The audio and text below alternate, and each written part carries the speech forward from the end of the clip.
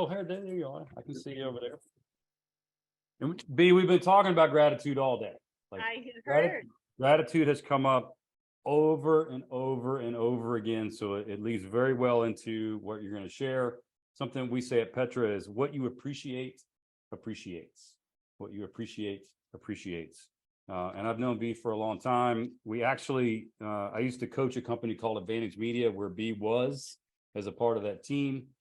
So she got to experience me in the room, which is not always a pleasant thing. But she said, right, she just totally agreed with me. So B helps thought leaders share their stories, passions, and knowledge as they invent, launch, and promote new products. She successfully built and eventually sold Source Harbor. So maybe you'll tell us a little bit about that story as an entrepreneur, which she expanded to serve thousands of clients internationally and has consulted with hundreds of startups. B is also the author of bestseller What an MBA Taught Me, But My Kids Made Me Learn. So I'm going to bring to the stage, we are going to bounce just a little bit in time. We got a little bit out of sync, so plan to stay with us right up until that 3 o'clock hour, please, everyone. B. Wray. Hi, everybody. Thank you, Andy. It's just awesome to be here. It's great to see you again. Andy was awesome to work with, and so I'm a big Petra fan.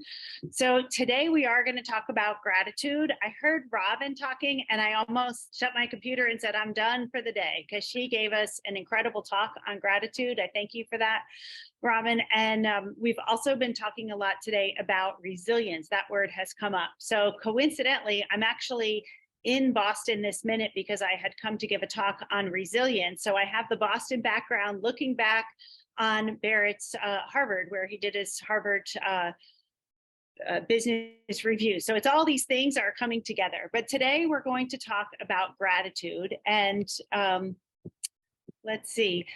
Andy's already given you a little bit about me. I'll tell you even more. These are my parents. I like to introduce them. Why not? Because they're fun. But my name is B. It is B. Wray. I don't actually care what you call me. You can call me D, Bea, autocorrect says bra.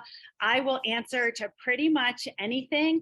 What I think is funny is a couple things. One, I'm in the business of motivational speaking. I want you to be the best you can be, and I want you to leave with more energy than you came with. Siri is in the business of AI. What I think is funny is when I turn on my phone in the morning, she speaks to me and she tells me, be a ray, as if she's moving into my turf to be a ray of sunshine. And in this late afternoon, that's what I want to be, is a little bit of energy and a little bit of light, partly so that we can learn about gratitude, but more so that we can experience and we can feel what really happens in our hearts and minds as we practice gratitude. So as I mentioned, Andy's probably already told you more about me than you ever care to know. The introduction that I have enjoyed the most was at a time I was giving a talk at an innovation conference, and I was speaking on a panel with some people right after Randy Zuckerberg, Mark's sister. And I thought, we're going to have them. They're just going to run out. So we got to do something a little different. And so my introduction kind of went something along the lines of be attempted to lead an innovation hub, but was not selected for the job. B received a 13% on her biology dissection exam in college. B flunked a German class. B has started many companies. 3 suffered very long and painful deaths. 1 had a decent exit.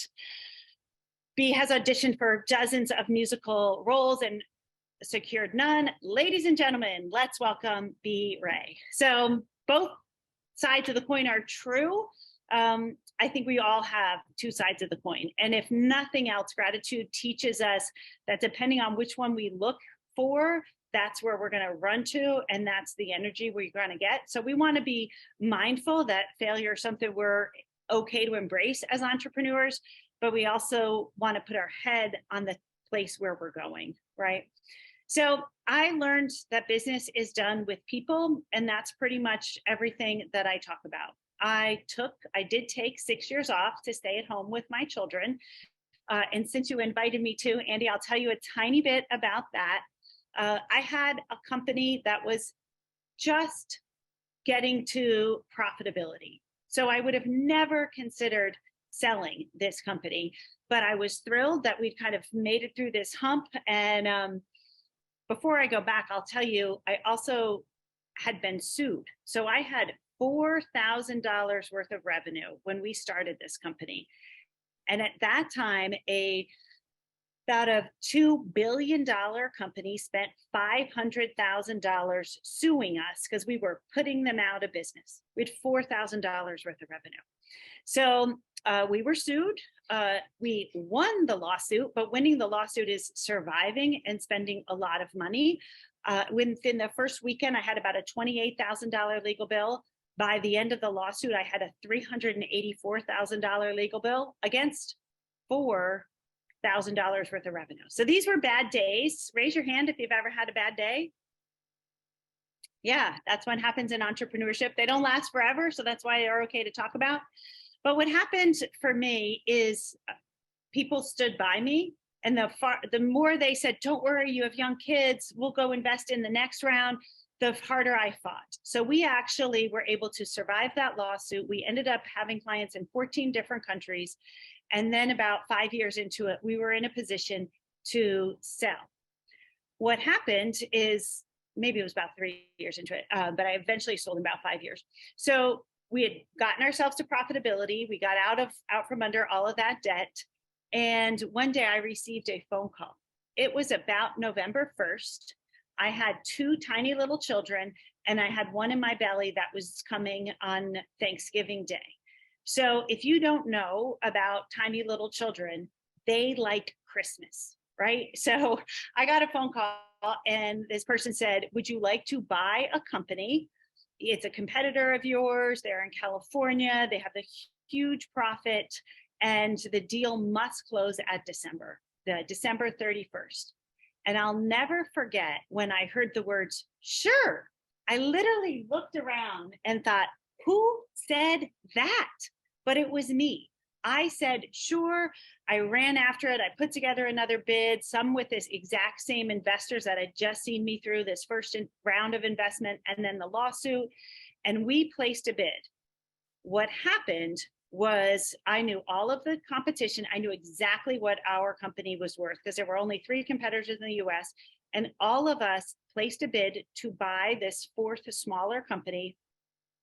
And we were within, it was, millions of dollars, small millions, but we were within tens of thousands of dollars. Like we knew exactly what that company was worth. Well, luckily, quite frankly, none of us got it. Because remember, I have a tiny company. I have 2 little kids. They want Christmas, and I've got a 3rd one coming. So what happened for me is we told the best story. We had the fastest growing company. We had the best reputation. We knew where our strengths were. And so we told a story about why we would buy this company and why we would be the best fit. And what ended up happening is we lost the bid. Someone totally unknown to any of us came in from England because the pound sterling was really strong, and he was sort of playing with monopoly money. And so this person came in and was at about 25% higher than all of the other 3 bids. But because we had told the best story, because we had had the best communication, because we really knew the landscape, by January, he had made an offer to buy my company. And so it was a pretty exciting thing to just stay in the game. And it turns out when you have 3 tiny little people selling your company is a great thing to do. So that's where I went with that. Today, we're going to talk mostly about people skills. People skills are certainly related in some of those stories, but since we have so many entrepreneurs on the line, I want to go ahead and share things that I hope you will do, sell your company someday if that's what you want, and things I hope you won't do, like be sued. So I did take 6 years off to live in paradise on a bridgeless island. And at the time I thought, what on earth could I offer when it was time to go back to work? I really had felt like I had maybe lost my skills or been so out of touch. And what was shocking is that was the one moment my career took off, right when I was coming back to work. And we were getting thank you notes, we were helping people pivot, we were defining new products, we were finding partnerships. And I kept wondering, what am I doing that's helping? What am I doing, and what is my team doing that's allowing this collaboration, this innovation, that's moving the needle in this way?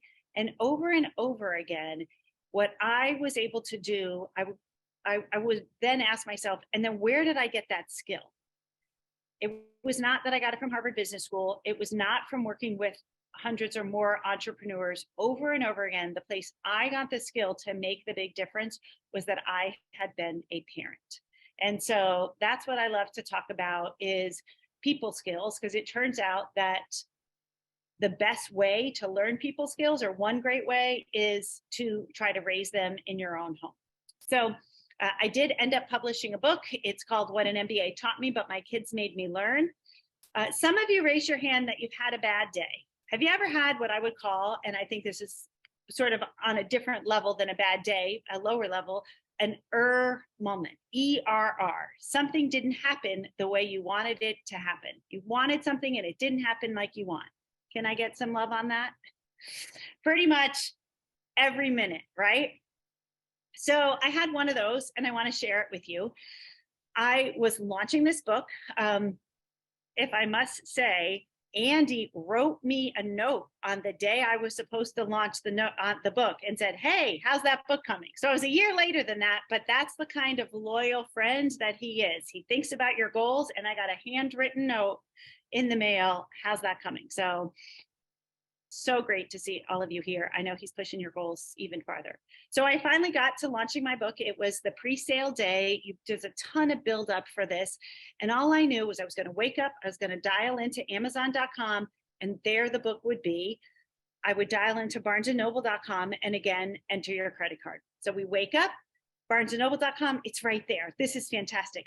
Amazon.com, coming soon. ERR. This is so frustrating. What do you mean? We tried to call. I talked to the publisher. We got nowhere. Next day, BarnesandNoble.com, there it is. Amazon.com, coming soon. This goes on the next day and the next day, on and on for about 4 or 5 weeks. It went on and on. I was so frustrated until one day, hundreds of people who would have purchased the book on Amazon moved over. They all purchased the book on BarnesandNoble.com, and it went straight to bestseller. So I share that with you. And I have this little green banner there. It says bestseller. I invite you on your piece of paper to write something that kind of irks you. Maybe it's a client who's not calling you back. Maybe it's an employee who's not getting a message. Something is a little bit frustrating to you. And I'm not asking you to like poke yourself in the eye over it. I'm asking you to think about it with great anticipation. What wonderful thing is going to happen with this thing that feels negative? Because what I know is if we look at things with that positive possibility thinking, we will make great things happen. So I now take something that frustrates me, I make it in a little note on my whiteboard. If it's my husband, I might put it in code because he'll come in the office. So I recommend that, but then I color it in green, right? Because I want to look at it with great anticipation. So I wanted to share that little trick with you because moments can become amazing moments. I also just give myself a little nod here on the playground. That's a nod to Sheryl Sandberg, who wrote Lean In.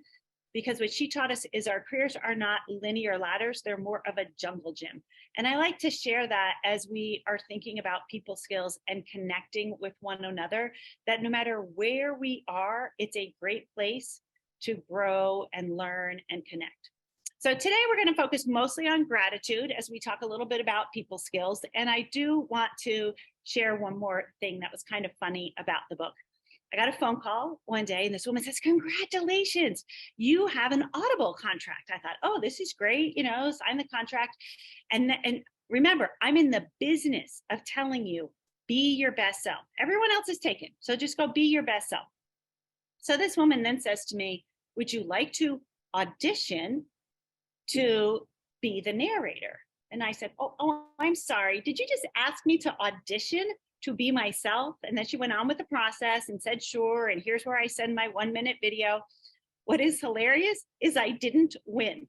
So I have an audiobook, but someone in the world is better at being me than I am. So there you go. So we just talked a little bit about cars, and I thought I'd throw in my favorite little car story. So this is a Ford Torino. My dad, when he left with his newly minted Georgia Tech degree, got his dream job. He was able to work in the assembly plant making this car. He loved it. He loved the noise, the smell, the people, and certainly he loved the product. Every night he was invited to drive one of these hot cars home, sometimes red, sometimes black, sometimes white. And he was having the time of his life. My mother, on the other hand, was so frustrated. She had two little children, my siblings, out on the front lawn, and me in her belly, and she was trying to make friends. So she'd walk outside and say, "Hi, we're new." People just walk on by. Some days she'd sit outside and she'd snap beans on the front porch. "Hey, we just moved in." People just walked on by. Eventually, I'm told she was knitting. Mind you, it was a July in Atlanta. She was knitting in the cul-de-sac, and no one wanted to stop and talk with her. Well, eventually she broke through, and to this day, she's actually still friends with people in that neighborhood. But at some point, she had to go back and ask, what was going on? Why were you so standoffish? Why did you not bring me a cake? And it was her friend, Sandy Smith, who kind of pulled her in and hugged her and said, "Barbara, this is a family neighborhood. We have family values. And there you are entertaining a different man every night, always driving a sports car, sometimes red, sometimes black, sometimes white." Thank you for smiling. I can't make that up, but what I love about it is things are not always as they seem. We as entrepreneurs sometimes think we have all of the answers, and it's such a dangerous place to be. That's why it's so important to have a coach, to have someone who can point out your blind spots. What I believe is that parenting seems unrelated to business. It's that thing that we hide from our LinkedIn profiles. Legally, we're not even allowed to ask about it in interviews. And yet it's so revealing to who we are, what motivates us, how we're going to connect. And it's the great developer of people skills. So things aren't what they seem. Parenting seems unrelated to business schools, but that's why I like that jungle gym, to remind us to think of the whole person. But I'm going to take this a little bit farther. Gratitude seems like a fluff activity. It seems like irrelevant. It does not seem like the kind of thing that's really going to move the needle in your business. Well, I'm here to tell you that there is nothing more powerful. There's no caffeine drink. There's no vacation amount that can boost your energy, your positivity, your creativity like gratitude. So let's dive deep and let's go ahead and get started about it. I want to tell you a few more stories. One time I was at a Halloween party. My daughter had invited me. She was about 12 years old, and they're now trick-or-treating on their own, but I'm upstairs hanging out with some of the parents. I don't know a soul in the room. And this woman comes over to me and she says, "Tell me about yourself." So of course I happily say, "Well, my name is B. Wray. My daughter is Savannah. I have a son, Robert Wray." And I started to finish my sentence. And a man comes from across the room. He says, Robert Wray, you know Robert Wray?" And I think, I don't know what Robert's done, but I'm going to kill him. So sure enough, the man gets closer and he's doing that thing with your phone where he's scanning through pictures. And now I'm thinking, oh God, whatever Robert's done, this guy's got evidence. He stops and he says, "This Robert Wray." He stops at a picture of a thank you note that Robert had written. The man ran a nonprofit and it did sports camps over the summer. So Robert had written him a thank you note for the sports camp. And the man went on to say, "I needed a check. We're running this nonprofit. I went to the mailbox and I received this note instead of a check. And it has meant more to me than any check I've ever received. I carry it with me wherever I go, and I share it with my team." In one split second, Robert went from nearly dead to he could do no wrong. I share that with you because we constantly underestimate the power of an actual handwritten note. It is so important to say thank you. We might say it, we might speak it over the phone, in person, we might send a text, we might send an email, and those things are fantastic. Yet I believe they might last a minute, an hour, or a day. A handwritten thank you note will probably last a lifetime. So I strongly encourage you to make it simple, because the reason we don't send it isn't because we don't know to do it. It's because we haven't made a system for doing so. And that's what happened with Robert. He's actually a fantastic kid and he's very good at writing his thank you notes. But at that time, our family, and it lasted for a decade, he just doesn't live at home anymore, we would write one thank you note a day. And it wasn't that I was some brilliant mom. It was that I was a single mom, sole provider, taking care of 3 kids. And I didn't want to have to deal with the Christmas list. I knew that they had gotten all sorts of great things. And instead of me overseeing the process of the thank you notes, I said, 100, because it was cheaper that way. And I stuck out a basket and said, write one thank you note a day. So I told you this story of how impactful it is to receive a thank you note. That is roughly 30% of the reason I want you to adopt a thank you note policy. 70% is what happens in your own heart and in your own mind and the energy around you. So at this time, I was working this very stressful job, long commute. I would come home and I would be greeted at the door with, Mom, you're late. What's for dinner? It's time for soccer practice. Heavy, a lot of pressure. I didn't time the day. I wasn't expecting this to happen, but roughly 6 weeks in, sometime in February, I started to notice same job, same pressure, same commute, same bills, but I would walk through the door and it was a totally different scene. Hi, Mom, I love you. How was your day? Night and day difference. The only behavior we had changed was that we were writing one thank you note a day. Super powerful. Well, what you might not realize is when we started this, you see this scribble at the bottom of the slide? That was about as well as William could write. He was so little that I remember he would draw a circle, a little scribble like that, and that way we'd pop it in the mail as a thank you note to Aunt Betsy for the soccer ball. So obviously a letter carrier cannot deliver that. That's my job. I have to put the address on and I have to put the stamp on. Am I the only one who doesn't do my job perfectly? Anybody else? Yeah. So what would happen is every now and again, one of the kids would find in a junk drawer and start screaming, hey, Mom, I wrote this thank you note 2 weeks ago. How come it never got mailed? Uh-oh, I was so selfish. I wasn't actually worried about the teacher who was supposed to get the thank you note. I'm thinking about that beautiful benefit of my kids telling me, hi, Mom, I love you at the end of the day, because gratitude matters. I didn't want to lose that extra benefit. So I had to get smarter. What we ended up doing is one time a month, maybe about 30 minutes, is we would brainstorm. So we have the one system where there's tons of stamps and there's tons of thank you notes and pens, and they're always available. But we upped to the game and we said, who might we be thankful for? Aunts, uncles, cousins, soccer coaches, ballet teachers, all of our teachers. And the kids would have about 30 notes sitting on the table at any time that they could just grab and write the thank you note. So this is perfect. My job, 100% done. I never had any failures anymore because I was waiting for someone to send me an address.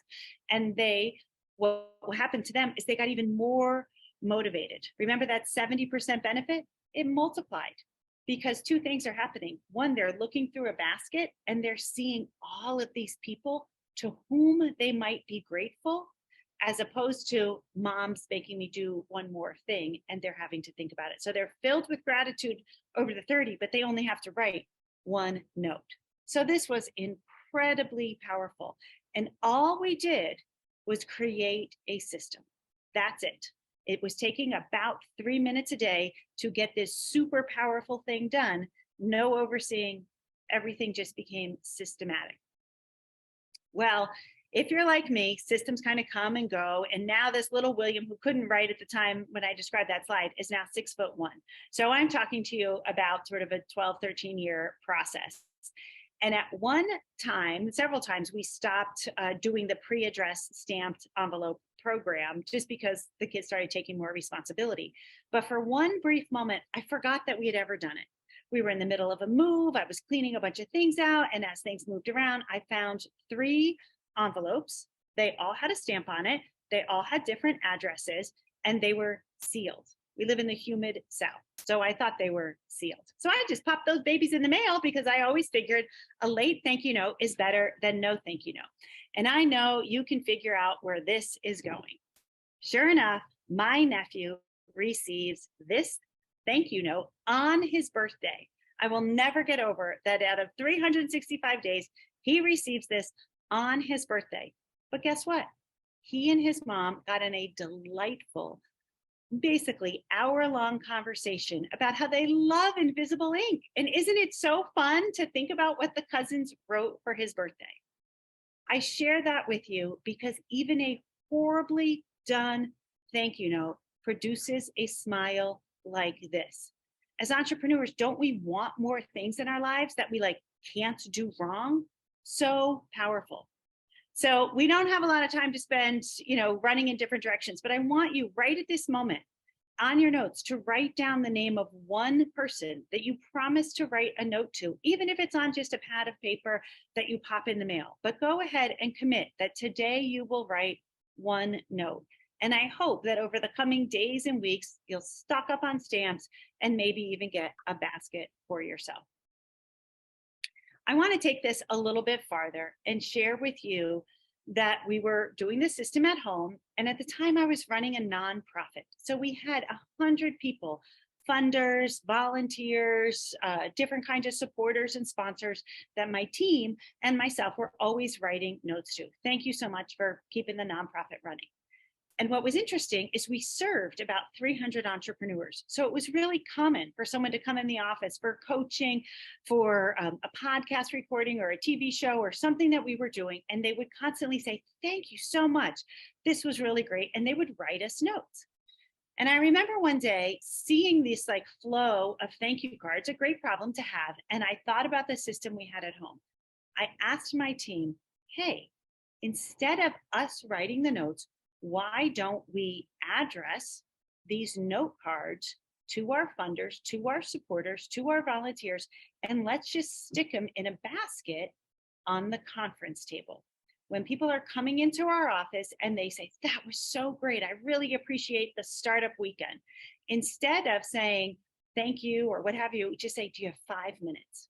I would never let you leave with the actual card because I know how busy entrepreneurs get and it can get lost. But if you have 5 minutes, I invite you, you certainly don't have to, but I invite you to sit down and instead of thanking me, go ahead and thank one of our funders. This is the single best thing I have ever done in business. Single best thing. In our funding, we never had to work on it literally again because the mayor, the head of the economic development, the senior person at JCB and at Gulfstream, they weren't wondering what's that black box that we're giving money to? What are they actually doing in there? They were receiving a note from a SCAD student, Savannah College of Art and Design student, who was launching a furniture company. Thank you. They were receiving someone who had just started a drone company. So they got visuals and contacts, and those CEOs, they couldn't have been happier because now they have super senior contacts in with other people in the town that they wouldn't have otherwise known. Single best thing that I have ever done in business. I want to take it a little bit further before I get on to some of the final stories, which is now that I've told that story, many, many nonprofits have borrowed that system. My favorite are the stories of the campers that instead of writing the notes just to the camp counselors are also writing notes to those who fund them at the camp. I think that's fantastic. They're having exactly the same kinds of results that I had seen. What I think is so funny is that for-profit companies have also taken this system, and what they've done is they've said, you know what, we typically have a salesperson who writes a thank you note to the person who signs the contract. Super, super common, right? But what they did is they said, we're going to buy thank you cards, we're going to put them in a basket, and we're going to sit them in the break room. So no matter when someone comes in for a bottle of water or a package of popcorn, what they can do is they can grab a note and they can write a note to a colleague, which is a really powerful thing to boost up gratitude in the office. Or we are going to pre-address thank you cards to individuals in the company. And what they did that was so smart was it wasn't just the person who signs the contract. On average, it was 4 different people. It was usually an administrative assistant. Often it was accounts payable, usually the CEO of the company, often when that person did not sign the contract, and then maybe someone else who was making the system work, like a project manager. And so what they would do is anyone, see, those people weren't waiting on a thank you note. They weren't expecting it. So it didn't matter where they fell in the basket or if anyone picked it up. But over and over again, when someone came in to get a bag of popcorn, they'd sit down and they'd say, you know, I really love my job. I really appreciate the chance that I get to come here for work every day, and I couldn't do it if we didn't serve you. So again, remember that 70%? Sure, it's feeling great on the client side, but our employees are feeling better because they're actually writing down that they are happy to be here. Super, super powerful. The other thing that they were doing that took me some time to even just watch is if you look at my background, I'm overlooking literally Boston and the Harvard Business School. And when I attended school here, I made 1 decent comment in 2 years. So maybe not the brightest kid, but that's what I was able to do. And my professor remembered it at the 5-year reunion. And what I had said was that business is done better as a zipper than as a snap. It's done better as a zipper than as a snap. And what I realized is those companies, those for-profit companies that decided to write 4 note cards or maybe 5 or whatever it was and stick them in a basket, they were doing business as a zipper. They were making connections in their client organization with a number of people in their company that wouldn't have otherwise connected. Super, super powerful. So I'm going to wrap up and share, because I love tennis. I want to tell you a little bit about my own grit story. And it's pretty simple. Turns out I'm really bad at giving up. That's one of my things I'm not super capable of. And that's a good thing for an entrepreneur. But one day I signed up for my very first tournament. I later went on to play in college, so I stuck with tennis. But this was the first time we played in a tournament. And I remember my mom was complaining, $10? Why do we have to pay $10? She can play down at the corner with $10. She went on and on about these $10. So I'm on the court. I'm so nervous. My dad is the one who drove me, and I am down 6-0, 5-0. Yeah, bad. And all I can think about is I don't want to go home. So I never thought I could win. I just wanted it to last longer. I was like, I wanted to amortize that $10 over as many minutes as I could. So I just tried to stay on the court and stay on the court and stay on the court. And before I knew it, we were opening up a new can of balls. Before I knew it, there were other girls that were on their way home. Then the lights were being turned on. Then the tennis coordinator, the tournament coordinator, she leaves and tells the dads, hey, write down the score here or call me with the score. It went on and on and on. And eventually we're so tired, but we were at the net, we're shaking hands, and somehow I had won the match. It had gone to the 3rd set, and there I was. I think it might have been 7-5 in the 3rd set. What is so amazing about this is, one, it's great to not give up. And that's a wonderful quality and resilience, something we've talked about today. What I thought was so amazing is this woman, Jenny Kennis, went on to have a very successful tennis career playing for Cornell, and then a business career largely connected to tennis. But at some point, maybe 10 years later, she wrote me a note. And this is my invitation to you as we talk about gratitude. She wrote me a note and she said, thank you for being part of my grit story. How powerful is that? Maybe we're not just thanking people for people who've done something great for us. Maybe it's someone who even mistreated you. But again, the message is about what gratitude does inside your own heart and how it might build grit for you to say to someone, thank you for being part of my grit story. So I'm going to wrap up where I began, which was Georgia Tech. So I did end up playing tennis for Emory University. I was captain of the team. That does not mean I was the best player. It does mean that I had the best attitude. So there I was, one time a year, we got to play against Georgia Tech. I thought that was so fantastic. And it was my turn. Every year we played, every year we lost 9-0, all the way down. We lost 6-0, 6-0, all the way down. These people were machines. So my turn is no different, but I'm not there to win. I'm there to meet a friend. And that we've already lost the match, 5-0 something. My court, I'm playing doubles, is 6-0, about 6-3.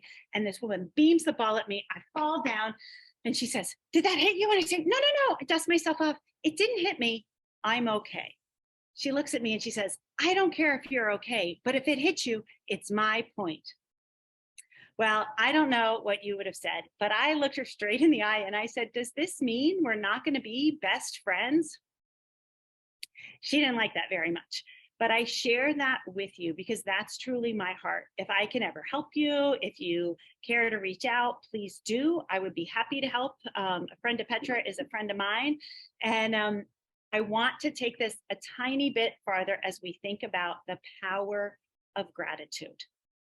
So I'm a keynote speaker. So 100% of your business comes from referrals. And at some point, someone would say, "Oh, wow, your talk was really great." So I would say, only to those people who liked it, "Thank you. Could you make an introduction to me?" Well, if I asked 100 people who thought something was great, "Can you make an introduction?" I would get two out of 100. Now that stinks. So I decided to get a little bit smarter. And instead of saying, "Hey, Andy, can you make an introduction?"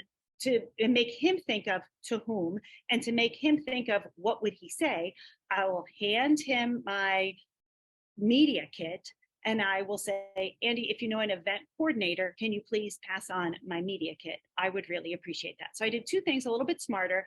And instead of getting 2 out of 100, I all of a sudden moved to 20. So 10-fold better by getting a little bit smarter. So I got greedy and I thought, well, what would happen if I got even smarter than that? So LinkedIn has this awesome thing where it says connections up.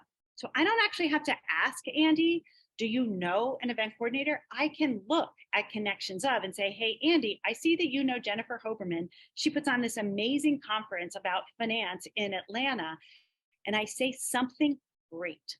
I'm so grateful that she brings in wonderful female speakers, or I'm so grateful that she doesn't forget about the small companies. It's a compliment and it's usually based in gratitude. So now I will do that 10 times. Out of 10, how many do you think I get? 100%. 10 out of 10. I might have to remind you at some point, "Hey, did you see the email below?"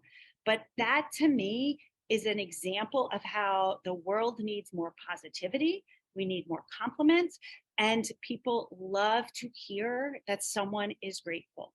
And so what's shocking is out of the 10 I ask, roughly 2 will come back to me and say, "I didn't actually even know Jennifer, but I really wanted to pass on that compliment and I wanted to meet her too. So I made the introduction to her and just said, oh, we were connected on LinkedIn." Super, super powerful. That is the power of gratitude. So I'm grateful that you let me be here today. It's been awesome. I was able to chime in with some of the day, and I get to be the cleanup conversation. And I just want to thank you for letting me be a part of it.